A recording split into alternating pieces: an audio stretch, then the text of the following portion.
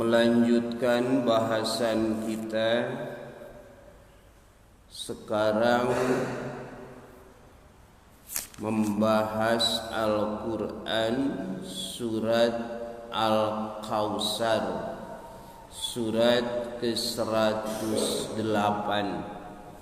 Kita baca dulu bersama-sama. A'udzu billahi minasy syaithanir rajim.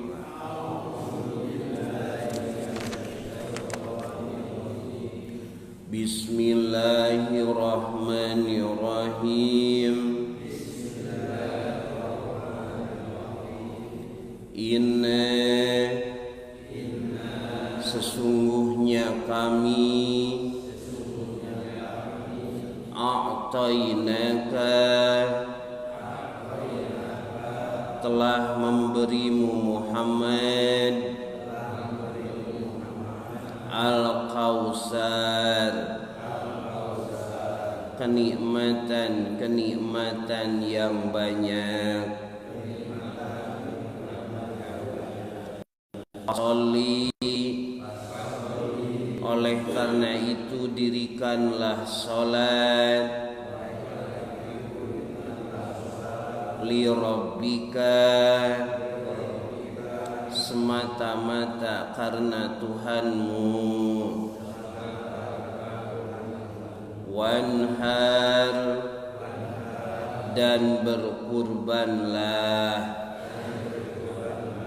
Inna syani'aka, sesungguhnya orang yang membencimu, huwal abtar, dialah yang terputus. Suratul Kautsari Makkiyatun. Surat Al-Kautsar ini termasuk pada surat-surat Makkiyah, surat-surat yang turun di kota Mekah sebelum hijrah. Wa ayatuha salasun, ayatnya berjumlah 3 ayat. Wa qad tahaddasa an fadlillahil adim ala nabi. Surat ini menceritakan karunia, keutamaan dari Allah Subhanahu wa ta'ala yang agung kepada nabinya yang mulia, bi'ita'ihil khairal kasira, dengan memberikan berbagai macam kenikmatan yang banyak.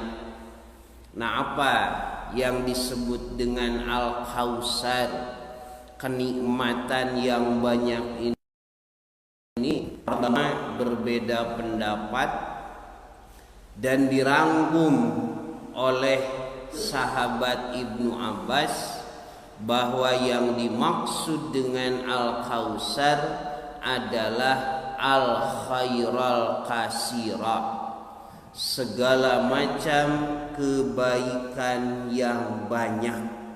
Ini jami'un li aqwalil mufassirin, menggabungkan berbagai macam pendapat ahli tafsir. Pokoknya mah kenikmatan apapun baik di dunia dan di akhirat itu termasuk Al-Kautsar. Secara lugah, secara bahasa, Al-Kautsar itu maknanya al-khairul kasir, kebaikan-kebaikan yang banyak. Wa huwa mubalaghatun minal kasrah, bentuk mubalaghah. Jadi mubalaghah itu sesuatu yang lebih, kasir banyak, kautsar yang sangat banyak. Wal Arab, orang-orang Arab, tusammi kulla syai'in qasir, suka menamakan segala sesuatu yang banyak, apakah bil adad jumlahnya, wal qadri ukurannya, wal khatari kepentingannya, itu dengan sebutan kausar, segala sesuatu yang banyak.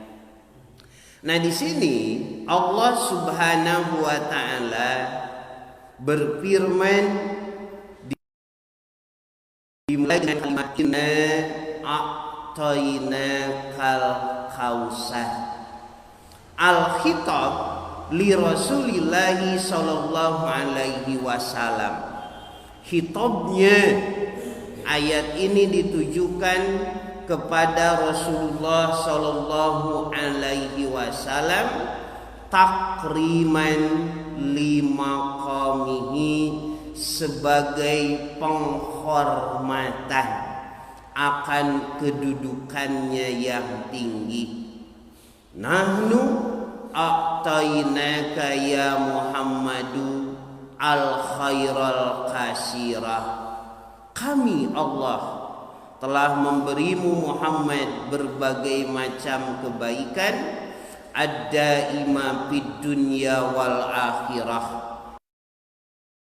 yang baik di dunia dan di akhirat. Ada beberapa keterangan mengenai secara khusus apa itu yang dimaksud dengan Al-Kausar.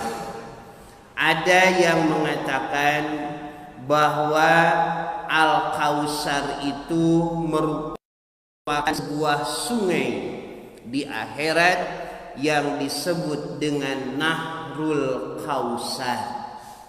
Kama sabata fis sahih, sebagaimana disebutkan dalam hadis sahih riwayat At-Tirmizi, bahwa Al-Kausar itu nahrun fil jannah, nanti ada satu sungai walungan fil jannah di surga, hafatahu min zahabin, kedua sisinya itu terbuat dari emas, wa majrahu ala durri wal yaqut, sungai itu mengalir di atas batu permata dan intan mulia.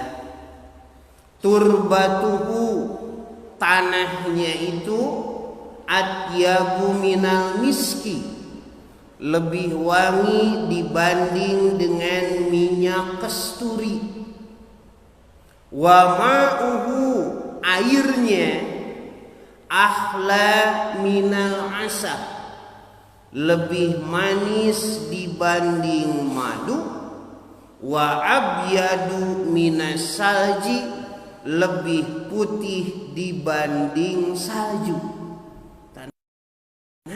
Leuwih amis tibatan madu, leuwih bodas tibatan salju.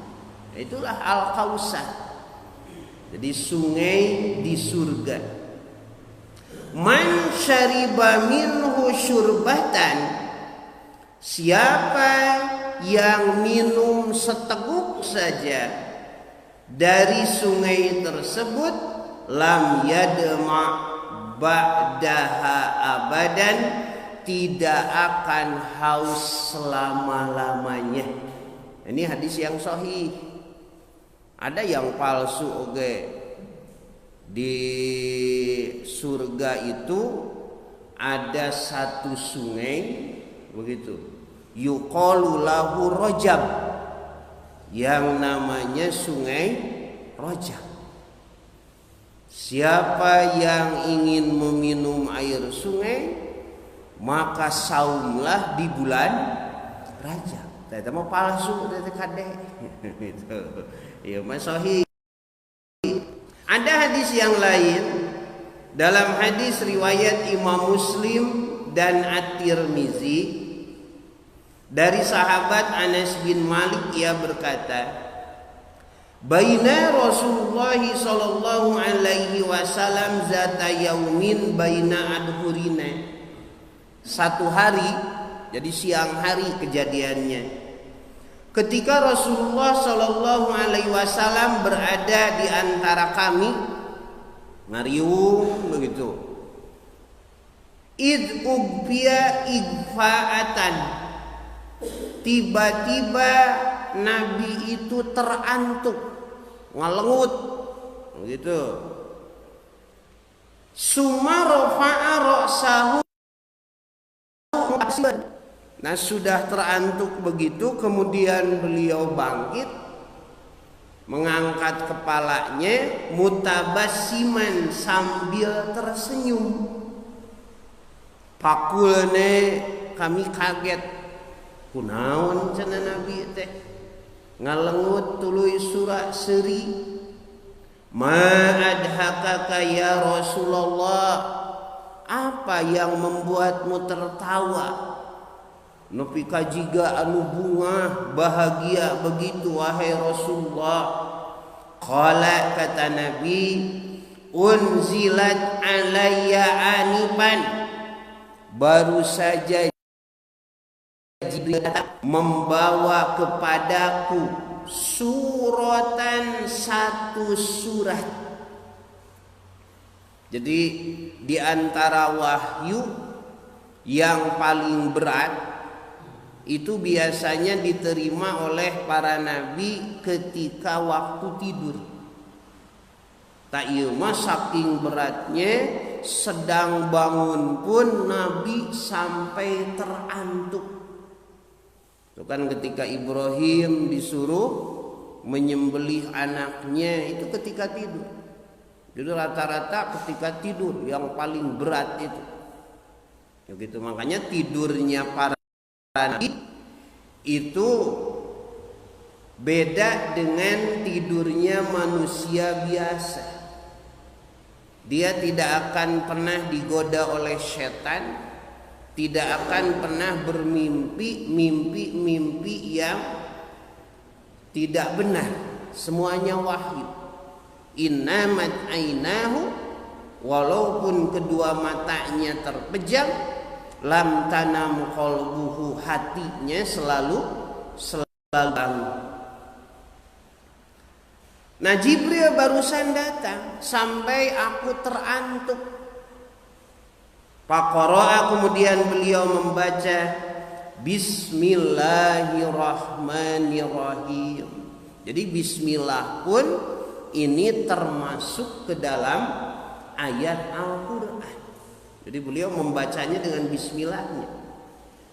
Inna a'tainakal kausar fasolli li rabbika wanhar inna syani'aka huwal abtar. Itu apa, surat yang berat, lalawara tete Al-Kausar teh gitu. Sampai Nabi terantuk. Tapi kade tidak semua yang terantuk menang wahyu. Begitu. Bisi aya kerjumaahan jo lengut. Tuluy cengkat dikasih kasumpingan wahyu. Eta mah lain wahyu, sama nunutan.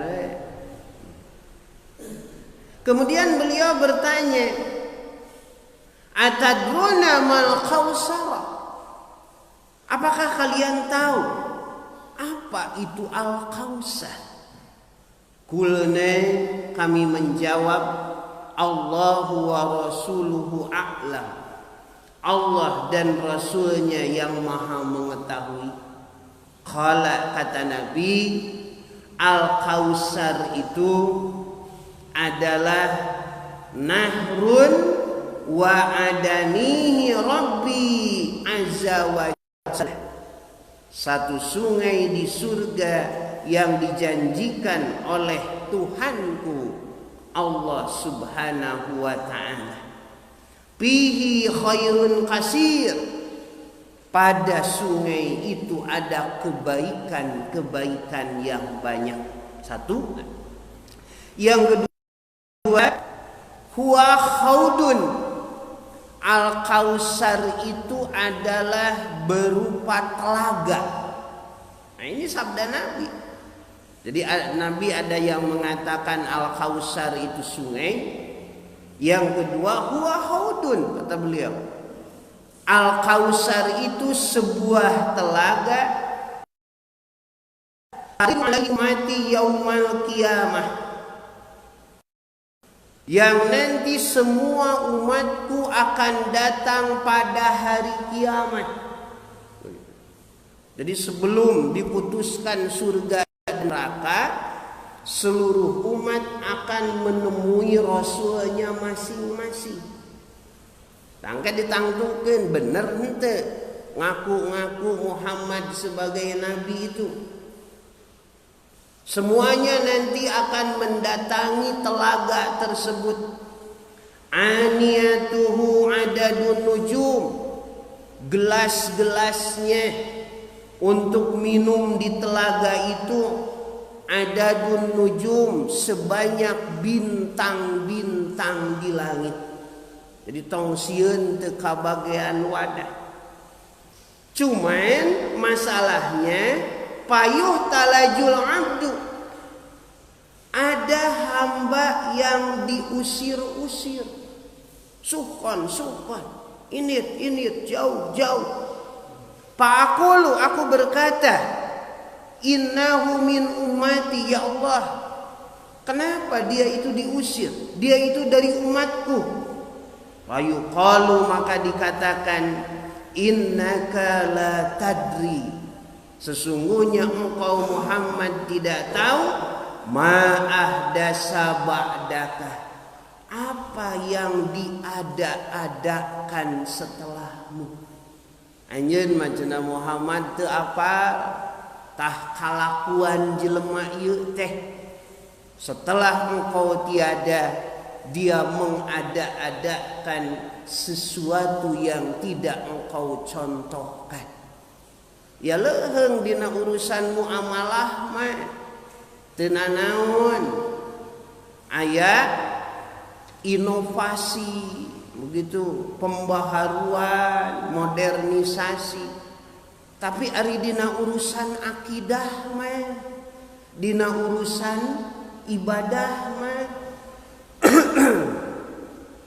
marilu ibadah Pak, rumah-rumah ibadah non muslim begitu dan sebagainya. Teu apal anjeun mah, nanti di akhirat akan diusir dari telaga Al-Kautsar. Makanya kita berbicara keras seperti ini dalam urusan ibadah, dalam urusan akidah, bukan hasud. Kun atuh cenah pipiluan, bukan. Justru karena kita sayangnya sesama muslim. Jangan sampai nanti di akhirat apa yang kita lakukan, apa yang kita andal-andalkan, ceng-celengan di akhirat ngadon diusir di telaga Al-Kautsar. Suhon, jauh-jauh. Karena dia ma'ahdasa ba'daka, membuat sesuatu yang baru setelah engkau tiada.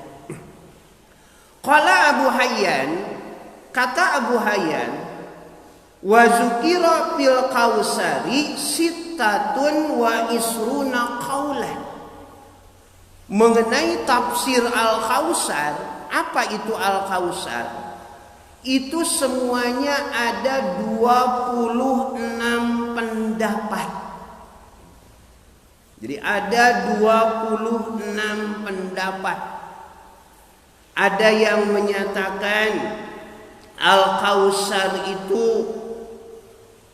u'tiyan nubuwah, Nabi sallallahu alaihi wasallam diberikan kenabian. Itu kenikmatan yang banyak. Sampai orang-orang Yahudi merasa dengki karena berharap nubuwah, kenabian itu akan diberikan kepada Bani Israel yang terakhir itu. Tapi ternyata diberikan kepada Bani Ismail. Makanya pendeta Buhairah mewanti-wanti kepada Abu Thalib ketika membawa Muhammad kecil itu berdagang ke negeri Syam. Kadek ieu budak tepi nabiun, karena tanda-tandanya sudah ada. Kemana saja kabilah Quraisy itu awan di atas langit. Katempo ieu calon pinabiun teh. Kadek namun bisa membalik deui, karena orang-orang Yahudi itu ingin sekali membinasakannya. Nah itu Al-Kautsar. Wal kitab, Al-Quran itu juga termasuk Al-Kautsar. Wal hikmah, wal ilmu, was syafa'ah. Syafa'at juga termasuk Al-Kautsar. Wal haudul maurud, kemudian al-haud telaga yang tadi. Wal maqamul mahmud, kedudukan yang di surga itu ada satu tempat yang namanya wasilah, di mana hanya seorang hamba yang bisa menempati tempat tersebut untuk memberikan syafaat kepada manusia. Oleh karena itu kita diperintahkan setelah menjawab adzan itu dengan berdoa, di antaranya dengan kalimat ati Muhammadanil wasilah, berikanlah kepada Muhammad wasilah. Nah itu Al-Kautsar. Wa kasratul atba, banyak pengikut. Beliau berbangga dengan pengikutnya yang banyak nanti pada hari kiamat. Wa nasra 'alal a'da, pertolongan menghadapi musuh. 3 bulan sebelum terjadi peperangan, musuh dilanda ketakutan. Wa kasratul futuhat, penaklukan hingga jazirah Arab pada waktu itu bisa dikuasai oleh kaum muslimin, dan setelah itu 2/3 dunia ditaklukkan oleh kaum muslimin. Nah itu termasuk Al-Kautsar. Wa ma dzahaba ilaihi Ibnu Abbas, pendapat Ibnu Abbas, min annahu al-khairul kasir, bahwa Al-Kautsar itu adalah kebaikan yang banyak. Jami'un li aqwalil mufassir, ini merupakan jami, gabungan, rangkuman terhadap li aqwalil mufassirin, pendapat-pendapat para ulama ahli tafsir. Cek Ibnu Abbas kabeh ge bener bahwa Al-Kautsar itu al-khairul kasir, kebaikan yang banyak. Nah, oleh karena Rasulullah Shallallahu Alaihi Wasallam secara khususnya kaum muslimin oleh Allah Subhanahu Wa Taala telah diberi kebaikan-kebaikan yang banyak, maka kemudian diperintahkan fasholli li rabbika wanhar, dirikanlah salat li rabbika semata-mata karena Tuhanmu, kholisan liwajhillah, wanhar, dan berkurbanlah, karena hiya min hiyari amwal, di antara berkurban itu adalah mengorbankan harta yang paling baik. Syukran lahu ala ma aulaka rabbika minal khairat wal karamat, sebagai tanda syukur. Qala fi tasyiyah, dalam kitab At-Tasyiyah disebutkan, kana musyrikune, orang-orang musyrik pun, yusolune, mereka pun suka sholat, cuman sholatnya itu mukaan wasiat, sambil bersiul dan bertepuk tangan.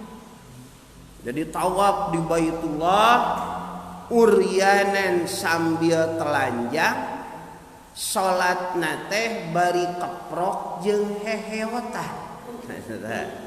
Jadi bisa kita bayangkan bagaimana tidak nyamannya Rasulullah Shallallahu Alaihi Wasallam dan para sahabat ketika sholat di Baitullah bercampur dengan orang-orang musyrik, bari ditaranya, bari kekeprokan sambil bersiul-siul hehewatan.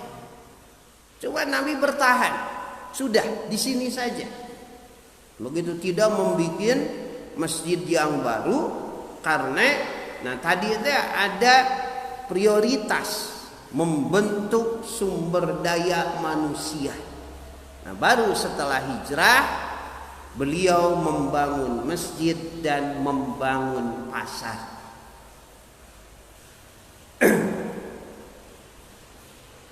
Ada dua perintah di sini, yaitu sholat dan berkurban.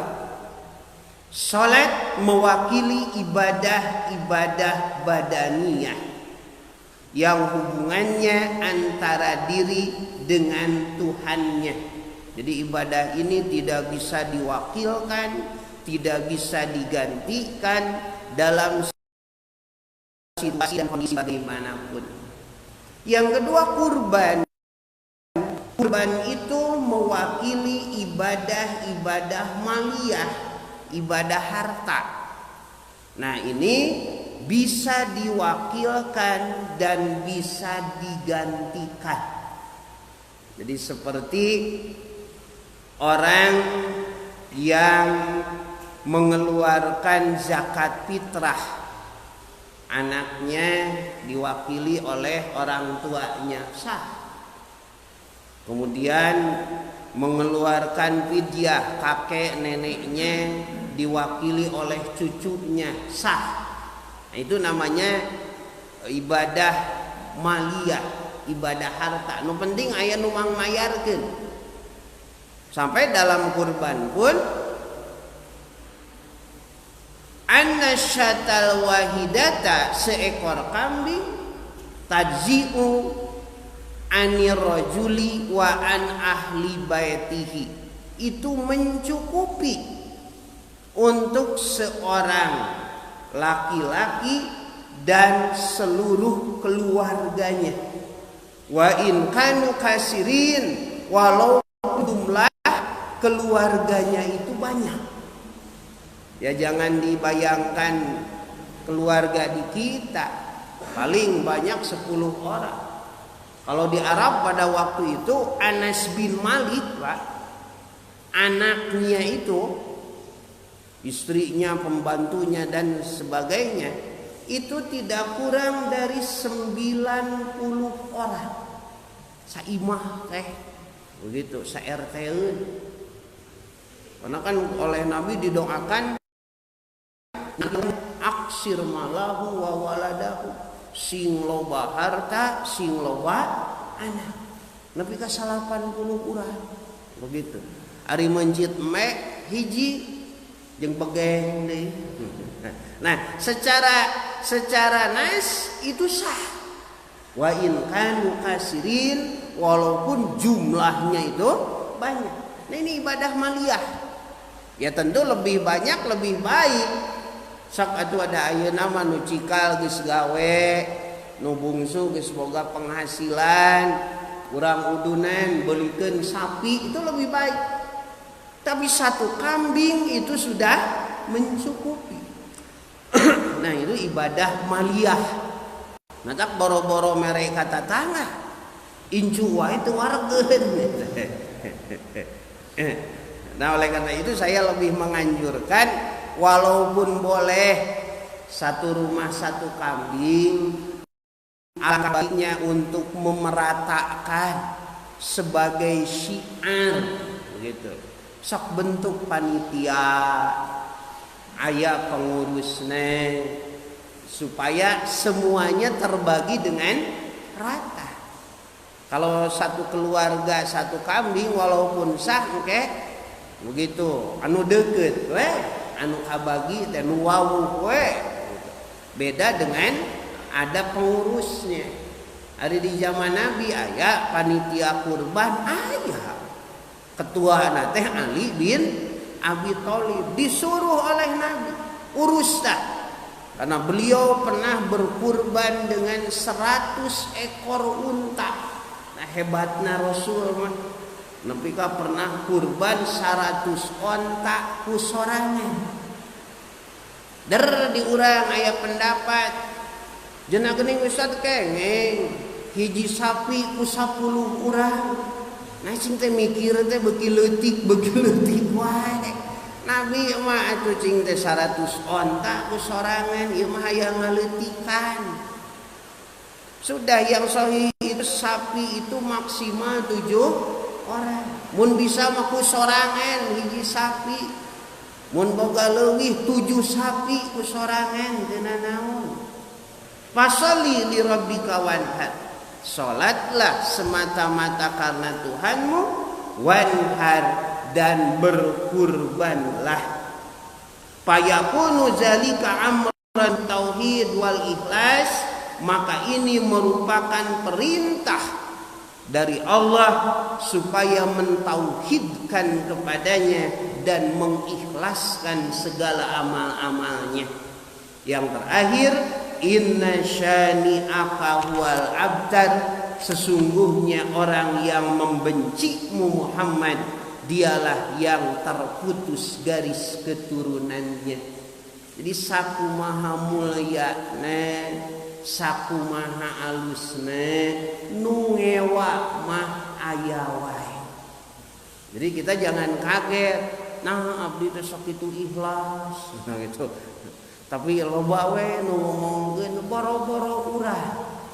Tingkat Nabi bae nu ngewa mah aya. Loba malah kalau kita bandingkan banyak yang benci, banyak yang suka karena Nabi teh loba nu ngewa. Banyak musuh, banyak teman, loba musuh. Sahabat Nabi mah ukur Mekah, Madinah harita musuh nama Romawi, Persia, begitu. Orang-orang murtad, pengikut Musailimah al-Kadzab dan sebagainya. Jadi banyak yang membenci, banyak musuhnya. Tapi tidak jadi masalah. Tidak jadi masalah sepanjang dia berpijak dalam kebenaran. Qalal mufassirun, kata para ulama ahli tafsir, lama mata Al-Qasim ibnu Nabi sallallahu alaihi wasallam, ketika putra Nabi yang bernama Al-Qasim dari Khadijah, itu Rasul punya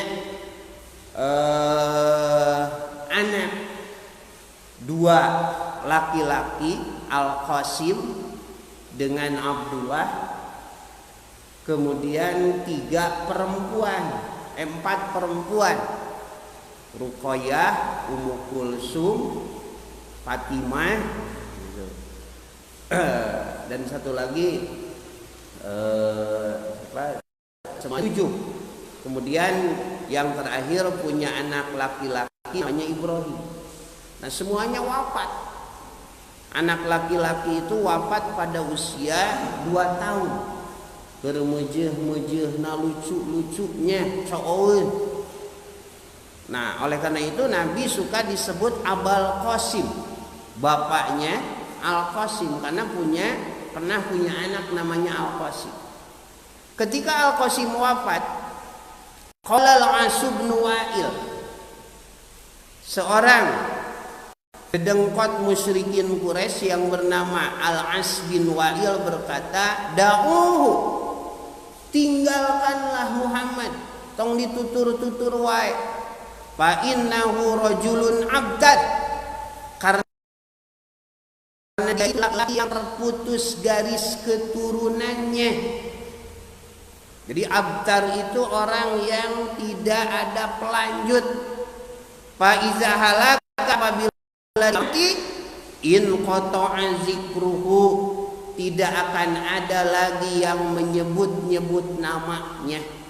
Jadi tumpur ludes, nah bahasa orang Fa anzalallahu ta'ala, maka Allah menurunkan ayat ini, inna syani'aka, wahai Muhammad, anna hazal kafira, bukan engkau yang terputus garis keturunannya itu, tapi si kafir tersebut, huwal abdan, dialah yang terputus garis keturunannya, wa in kana lahu auladun, walaupun banyak anak cucunya. Jadi sanajan loba anak ari anu teu aya nu nuluykeun meneruskan kesolehan orang tuanya, dialah rajulun abtar. Makanya kita harus menyiapkan generasi-generasi penerus. Li'annahu mabturun min rahmatillah, karena dia terputus dari Allah. La yuzkaru illa zikra bila, tidak ada yang menyebut kecuali sebutan laknat. Kalau kita menyebut Nabi, dianjurkan meneruskan dengan bacaan sholawat sallallahu alaihi wasallam. Menyebut sahabat Abu Hurairah dan yang lainnya dilanjutkan dengan doa radhiyallahu anhu. Menyebut para ulama, Imam Syafi'i, Imam Bukhari dan sebagainya dengan doa rahimahullah. Begitu, ada doanya. Tapi kalau menyebut orang-orang laknat, begitu, Fir'aun malain rahimahullah, la'inullah, semoga Allah melaknatnya Abu Lahab, Abu Jahal. Mereka tidak disebut kecuali dengan sebutan laknat. Bihilah bin Nabi sallallahu alaihi wasallam, berbeda dengan Nabi. Fa inna zikrahu khalidun ila akhir dahri, disebut sampai hari kiamat. Marfu'un alal ma'adin wal ma'ad wan manabir, namanya melambung tinggi di atas mimbar dan tempat-tempat azan. Di menara-menara nama Muhammad itu selalu diagungkan. Nah, oleh karena itu, kalau kita bertanya apa yang dimaksud dengan waladin solihin yad'ulahu, anak soleh yang mendoakan orang tua, itu bukan semata-mata anak kandung. Kalau anak soleh, anak kandung Nabi tidak punya. Terakhir Fatimah wafat 6 bulan setelah Rasulullah tiada. Ini ngadoakeun saha? Kalau yang disebut anak soleh itu anak kandung. Tapi Nabi SAW diberi gelar Abul Mukmin.